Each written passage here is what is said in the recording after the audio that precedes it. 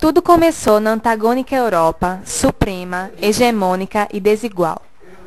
Os problemas sociais refletiam a diversidade das estruturas socioeconômicas. Nos países da Europa centro-oriental, a nobreza predominava. Já nos países da Europa ocidental, a industrialização colocara frente a frente a burguesia e a classe operária. Entretanto, a ameaça de uma revolução social era remota naquele momento, pois a maioria dos partidos socialistas tendiam à moderação, aderindo ao jogo político do liberalismo. As únicas exceções eram algumas facções de esquerda, como os bolchevistas russos. O clima internacional da Europa se expressava da forma de alianças secretas e de sistemas de alianças, tornando com o tempo a ameaça de uma guerra inevitável. Existiam inúmeros pontos de atrito entre as potências, os quais geravam antagonismos, como a disputa pelas regiões dos Balcãs e da Alsácia-Lorena. Na época surgiram movimentos nacionalistas que, na verdade, serviam para encobrir as ambições imperialistas. Pan-germanismo, desenvolvido na Alemanha e afirmando a superioridade da raça alemã. Revanchismo, dominado a França e com ideias de uma desforra contra a Alemanha por causa das perdas e humilhações sofridas em 1870. E pan-eslavismo, difundido na Rússia e atribuído aos russos a função de proteger os demais povos eslavos. Essa atmosfera de tensão explica a formação de dois sistemas de alianças. Tríplice aliança, agrupando Alemanha, Áustria-Hungria e Itália. Tríplice entente, formada de uma aliança militar, a franco-russa, e dois acordos, a Entente Cordiale, franco-inglesa, e o Acordo anglo-russo.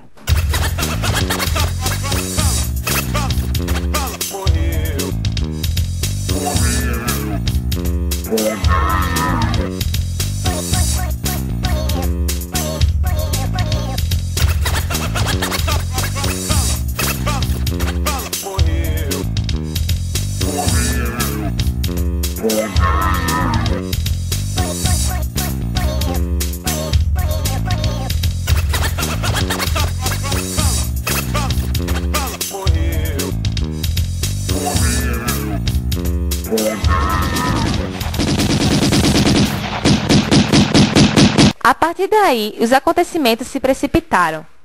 A Áustria, apoiada pela Alemanha, enviou um ultimato à Sérvia, o qual, não sendo atendido integralmente, levou os austríacos a declararem a guerra.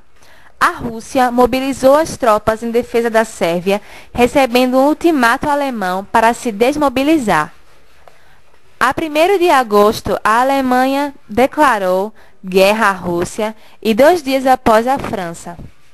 Imediatamente a Bélgica foi invadida, ignorando a Alemanha a sua neutralidade, o que levou, em 4 de agosto, a Inglaterra a declarar guerra. A Itália se omitiu, embora pertencesse à Tríplice Aliança, argumentando que o seu compromisso com a Áustria e com a Alemanha previa sua participação apenas no caso de tais países serem agredidos. Áustria e Hungria, Rússia, Sérvia, Inglaterra, Bélgica, França, Alemanha, Japão e Turquia. A guerra foi tomando um caráter mundial à medida que as colônias desses países se viram envolvidas.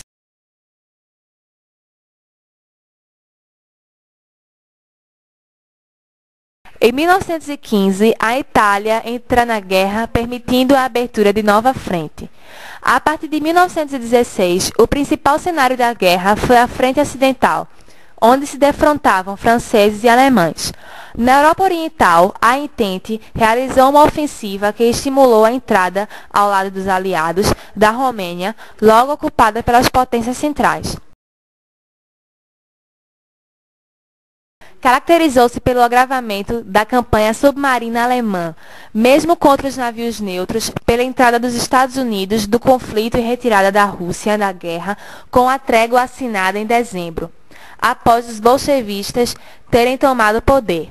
A entrada norte-americana no conflito foi decisiva porque todos os países envolvidos enfrentavam naquele ano problemas internos. A Rússia assistiu à deposição da monarquia em março e à tomada do poder pelos bolchevistas em novembro. Na França, após fracassada ofensiva, as tropas se amotinaram. A Inglaterra estava à beira do colapso e, mesmo entre as potências centrais, a situação não era boa. Uma vez que a campanha submarina alemã fracassara e as dificuldades do abastecimento eram enormes. O acontecimento principal, entretanto, foi a adesão dos Estados Unidos às potências da Entente, praticamente decidindo o curso da guerra. Desde o início, os Estados Unidos financiavam o esforço de guerra franco-inglês, sem, no entanto, abdicar de sua neutralidade. Mas a ameaça de uma derrota da Entente, que poria em risco os investimentos norte-americanos nesses países, foi aos poucos levando os Estados Unidos a abandonar seu neutralismo. Os acontecimentos se precipitaram quando a Alemanha declarou ao presidente Wilson sua intenção de bloquear as Ilhas Britânicas e a França, tornando perigosa a situação dos navios neutros. A campanha da imprensa, igualmente, estimulou a entrada dos Estados Unidos na guerra. Em abril, o Congresso, por proposta de Wilson, declarou guerra à Alemanha. A contribuição norte-americana foi decisiva. Financeiramente, os Estados Unidos passaram a auxiliar diretamente os países da Entente. Economicamente, foi um golpe na campanha submarina da Alemanha, que passou a ser bloqueada, ao mesmo tempo que a entrada em cena dos contingentes norte-americanos quebrou o equilíbrio, já precário, mantido pela potência central.